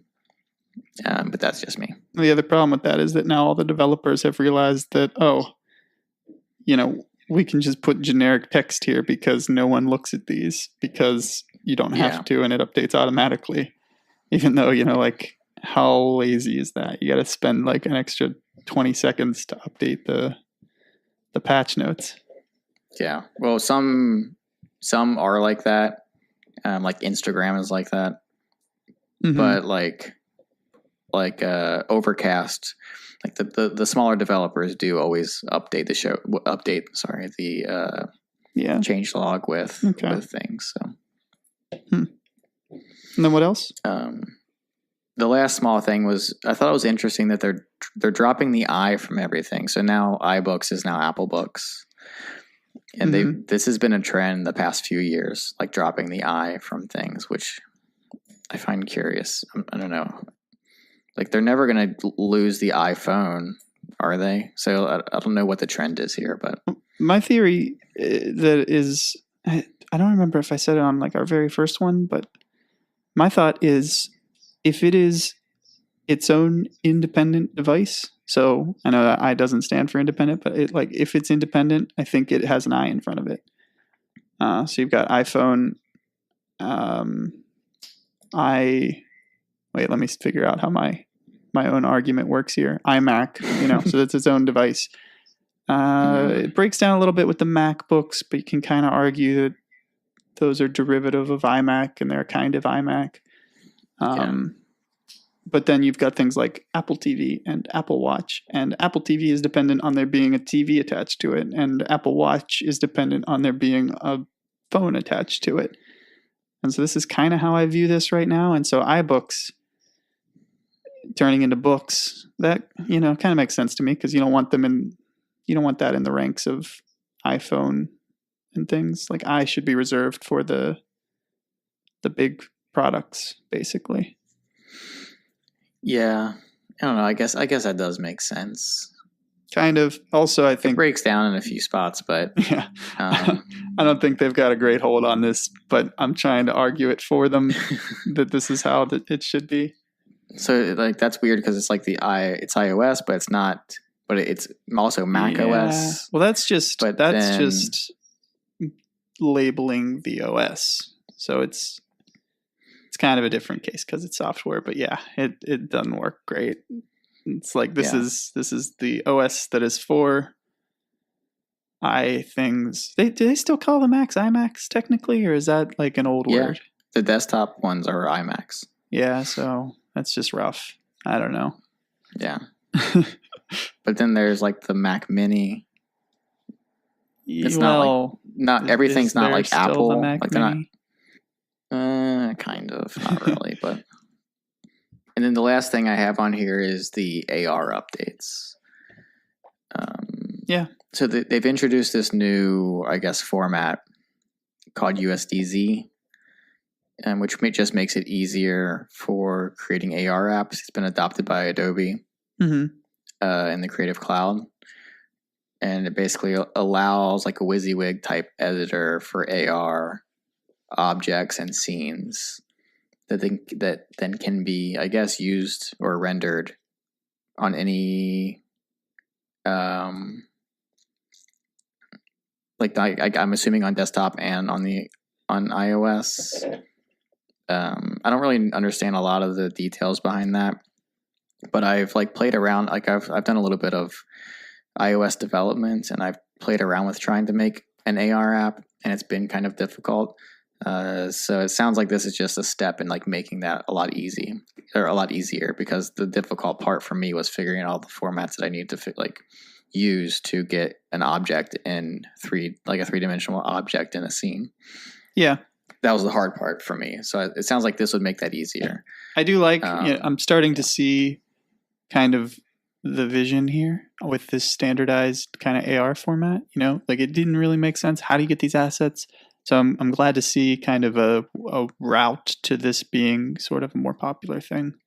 Yeah, anything they can do to make it easier, the better. But I'm still like semi confused on like where they're heading with all this AR, with all these AR updates. Like they've got to be working on something. Like all of this has to be prep work for some larger device. The future of AR is not through the phone. So I don't know. I'm just curious on what they're working on. They're just like laying the groundwork so that when they do release, like I don't think it'd be a headset, but whatever it would be, their headset for AR. Yeah, I mean, I guess it could be something like a HoloLens more than like a Google Glass, but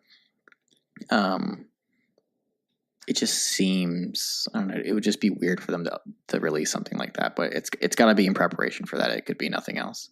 Yeah, well, yeah, AR has its place on the phones for a little while, because especially when you get into like, to get into like now two people. So one of the new things is that you can have a scene, an AR scene that now 2 or 3 people can look at the same scene and interact with it. Yeah, for the time being, it has its uses on a phone because that's just what people have already, and they're pretty powerful. They're getting there, where you can have some interesting AR, VR experiences on a phone. But at the same time, yeah, I think ultimately it has to go to something like that. And this is kind of my point here this is one of the most confusing upcoming technologies for me, AR and VR too, is like, I know it's more immersive and yeah, we're going to get there at some point where we can all just live in the Matrix. But I have yet to see something that seems like even it could be remotely possibly more worth it than like a 2-dimensional display. Yeah. That's what the issue is, that, and we've talked about this before, but everything that's being done in AR right now, aside from, I guess, the measuring app, is just like whatever that experience is easier to just do on the phone, not in AR, having to move around like actual space, just like interacting with it on the phone without the AR features, like having 3-dimensional objects Like the Lego just on thing the that they phone. showed off. Okay, it's a great novelty that might sell you some Lego kits, but guess what? You just showed off The Sims, which is it's been in a computer already for like a decade or something. And that's something that you use like once. That's not a thing that you use. It all seems so novelty. I'm starting to see little hints, with like, VR games have been doing a good job of like people. It really, I think, is worth it for some games to do in VR. Like, it looks awesome, but that's kind of the nature of a game, is that it's just for enjoyment and it's about the immersion. Yeah. And there's these simulations and training, and eventually we're going to get there. And I'm starting to see it. I kind of saw it at Apple's demo where they were like, "Oh, look, I'm interested in buying this guitar. Let's just preview it." So I can see it, but also like it really is not super important for me to see the guitar on the table, before I buy it. I guess another cool thing, I guess, you talked about the Lego demo, where what they did was they built the Lego set, in the real world, and then they pulled up the app and it like overlaid all this stuff on top of the Lego set. So now the building that they built was then on fire. They could place helicopters and fire trucks. It would put out the fire, and there was like this whole mission. You could look inside the building and there's people dancing and like cooking or whatever it is. Yeah. Like inside the 3-dimensional thing that you built, the physical thing that you built. That's really interesting. And I think that like that, along with making it easier to make the AR scenes using, I'm assuming that's what the mission is for USDZ. Yeah. I think what's cool is like the only advantage AR has over just doing the thing on the phone is like mapping it onto real world things. So maybe you want to see what this room would look like if it were painted red instead of, yellow or whatever, or what I look like if I had these glasses on, or if I had this outfit on. Like using the phone to map things onto real world things. Yeah. I think that's where maybe some of the advantages before we get to like full 3D headsets. But I don't know. I'm trying to imagine. There are some apps though, like there's a very popular app. I don't know why I came across this, but there's like an AR see what you look like in our makeup, so then you can buy the makeup app. And I think it sells really well. Like it works. Is it kind of shallow and pointless and novelty? Yeah, but I guess that's sort of how the world works. I don't know. Like, you get some value out of it, I guess. The other comment I want to talk about real quick is FaceTime now supports 32 people at a time. Oh yeah. Okay. And I think so. This is important because, again, talking about some obscure apps that I just was kind of Googling one time. I was like, let's check just state of the app sort of thing to see where, what's kind of popular. And it turns out that there is a thing called House Party. And I've heard of that. There's another one that's called, don't remember it off the top of my head, Airtime. And those are both kind of like fairly popular group video chat type app things. And what we saw was Snapchat came in and was like, all right, that was a good idea, their House Party. So now Snapchat supports 16-person video chat, which I think is what House Party supported too, 16. And so I think this is Apple coming in and saying like, all right, cool, Snapchat, huge platform that kind of eclipsed House Party. And now Apple's like, we're going to eclipse Snapchat here. And just, fundamentally, the phone now has this ability to do, really effective, because they have these cool features where it's like only shows the important people, but up to 32, which is basically, unlimited. Yeah. I wanted to ask what you thought. So the new interface, like when talking, so something like Google Hangouts, the screen is completely taken over by whoever's talking in that moment. But with the group FaceTime, everybody's kind of on screen, but as different people talk, their heads or their screens get bigger and bigger. And they can like kind of float to the foreground. Yeah. I'm interested to see how I like that in person. But I don't know. I feel like I really like that a lot in Like, I think I like that more than like the Google Hangout thing, because I guess if when you're in person, that's kind of what you're doing, is you still see everybody. If somebody's over here, like, blowing gum, somebody else is over here, like doing something else. So it's like analogous. You can still like in your peripheral vision, you can still see what everybody's doing, but the person you're looking at is in focus. It seems like a similar sort of thing, instead of just like on off on whoever's talking, which I like. I like that they figured out a way to get 32 people in the chat. I don't know if you know, but like you can scroll at the bottom and like you can manually pick someone if you want to see them and things. So it feels like an actually pretty good user interface, even if you have all 32 people on that call. Yeah, because Google Hangouts is more for business, but people that use FaceTime are using it for calling their family.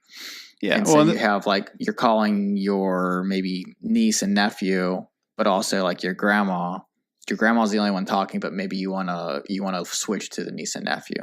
Well, so this is another thing here where did you have anything else to go there? No, really just that. I just like the UI more. I think I have to like actually use it, but I think I like the UI more in FaceTime than something like Google Hangouts. Well, I really feel like, especially with this ability to use your like head or whatever, the little, what is it called? Emojis, but Apple's emojis. Oh, Memoji. Memojis. Yeah. Or Animoji. It really feels like they were like, oh, what's popular with the kids? Oh, they like their Bitmoji. They like their group video chats. We need to just dominate that market because we own the platform. So they released their own thing. And so here's the thing. Do you remember when, like everybody's in a group chat in just text messages, and then there's one guy in there that reverts it to being not an iMessage chat because he's on Android? Yeah. So that, is always kind of like a thing like, oh man, this person doesn't have Android and whatever. Like, it either meant at the time that people would just deal with it being green messages, or maybe you weren't in the group because you didn't have an iPhone. So there's like this social exclusion on a not super extreme level at the time. But now you've got FaceTime that has up to 32 people in a video chat, which apparently is what all the kids are doing these days. And everybody just use Snapchat. And that almost seems like an advantage that Snapchat is cross-platform, and you could, all get together on Snapchat and chat. But if Apple can make it so that people just want to use FaceTime over these other apps that are available, from third parties, that's really powerful in people needing to have an iPhone, because presumably there will not be an ability, like an Android app to join the FaceTime chat party thing, right? Like, and that's big. It's not like first of all, you can't make that work. Whereas with the iMessages, you could make it work by it just being not iMessage chat. You need to have an iPhone now if that's what becomes popular. Yeah, it's like, I don't know, it's just going into the whole ecosystem thing, because now FaceTime, which is really nice. So say you have a group chat with all people that have iPhones. Yeah, I think the best example is family, because that's probably who you're going to FaceTime more than just a friend. But that's who I'm going to FaceTime. But I really think they're thinking of just what are teenagers going to do here? Yeah, but to your point, like the blue bubble thing, now there's another advantage to having the blue bubble, is that you can just tap a button and it'll group FaceTime like everybody in that text or in that iMessage thread. Yeah. So it's like built-in shortcuts for things like that. So if you have a green thread and a blue thread, like you might even have a whole separate thread of friends for like, these are just the people that have iMessage, because it'll be easier to do the group FaceTime thing in that thread. Yeah, I really think Apple saw like, oh look, this is definitely a thing that works. We let the small company do our validation for us. Now let's implement it, and let's just create this enormous social pressure for people to all have iPhones. And if you're the one person in your friend group that doesn't have some kind of an iPhone, especially one with Face ID, because that's what lets you do these little, what the hell are they called? Memojis. Memojis. Or Animoji. Yeah. I made one. I had it on when I called you. But like, especially the fact that, so you can do those during a FaceTime call? Yeah. Yeah, that just seems like it's going to murder the battery, but whatever. I guess you can do it. And it's going to be like, wow, number one, you don't have an iPhone. You're not able to be in our friend group anymore. And number two, you don't have an iPhone with Face ID. You can't have fun with the fun memojis. And so you're like, that's exactly what it is too, because you don't need the iPhone 10. I mean, you do, like, per software. But if you cover up all of the IR sensors using the Memoji or Animoji, like, it still tracks your head and everything perfectly. So it could be turned on for any phone with just the camera. Oh, did you try that or? Yeah. Huh. So I covered everything except the camera, and it tracks perfectly still. Can you move its face at all? Yeah, like, it'll move. Like, I covered everything. I mean, can you give it emotions, like, by animating it? Like, I'm wondering if they're actually using the camera to track face elements. No, they're using just the camera. Like, I raise my eyebrows, open my mouth, turn my head left and right.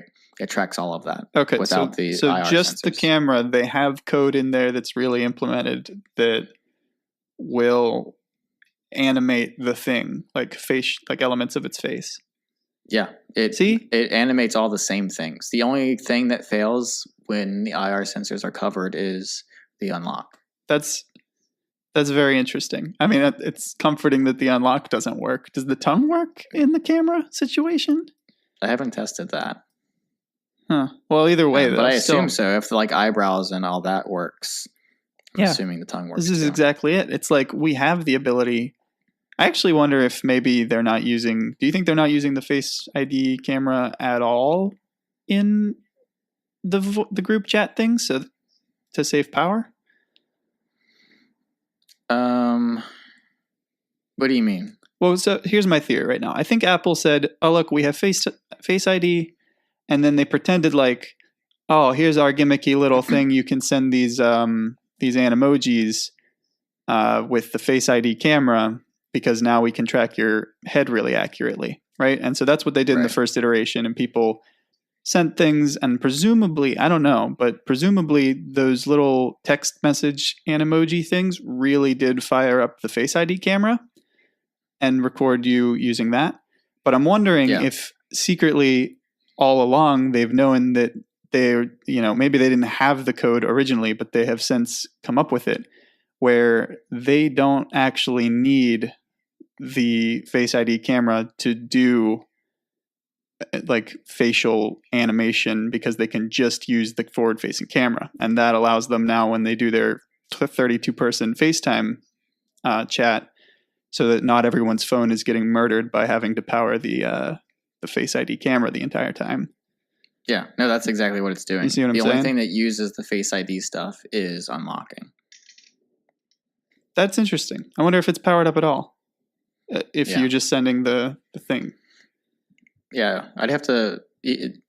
I'm sure we could Google that because all you need is an IR camera to see. Well, so my other theory here is that maybe Face ID obviously, like unlocking, is using your face and the Face ID sensors. Maybe for the first iteration, they were using the Face ID sensors and recording faces, but then they did like on-phone machine learning to like come up with an algorithm that associates, so then you have the 3D data of the face and you have the image of the face, and then you just run that through machine learning magic stuff, and it figures out an algorithm that accurately models, facial elements just using the camera.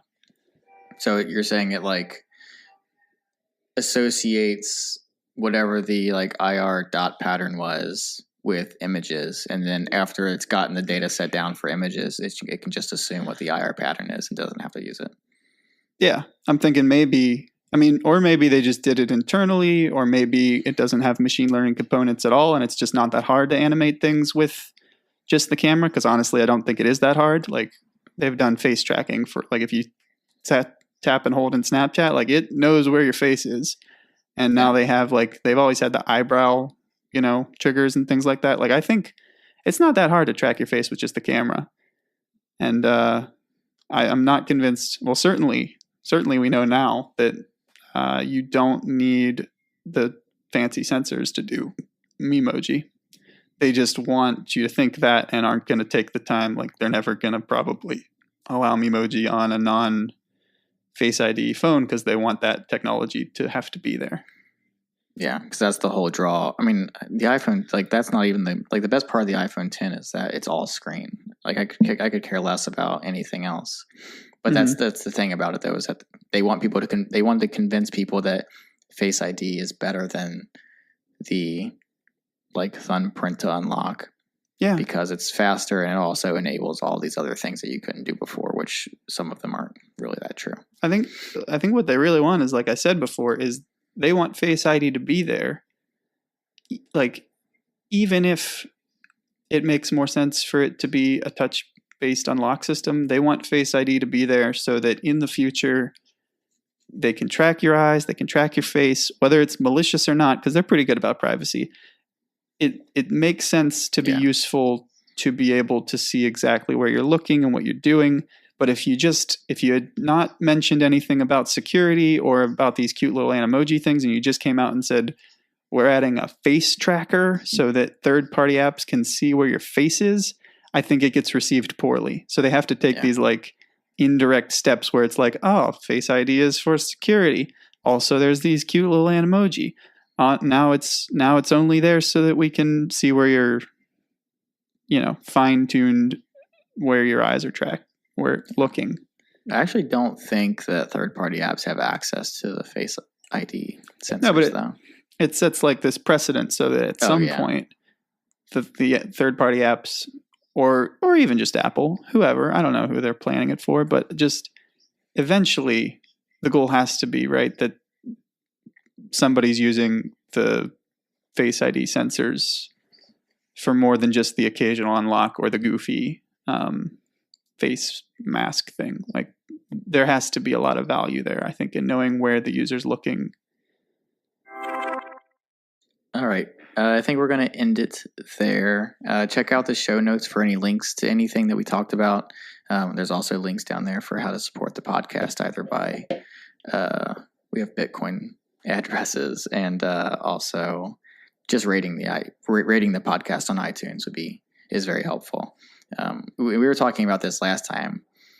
We're curious how many. So according to Anchor, which is the app that we use for uploading all of this, we get a few hundred listens per episode. But I'm curious how many people are listening to the end. So if you want to find us on Twitter or wherever, I don't know, we'd like to hear from everybody and start talking to you. Maybe we can implement some sort of question and answer segment on the show. All right. Good talking.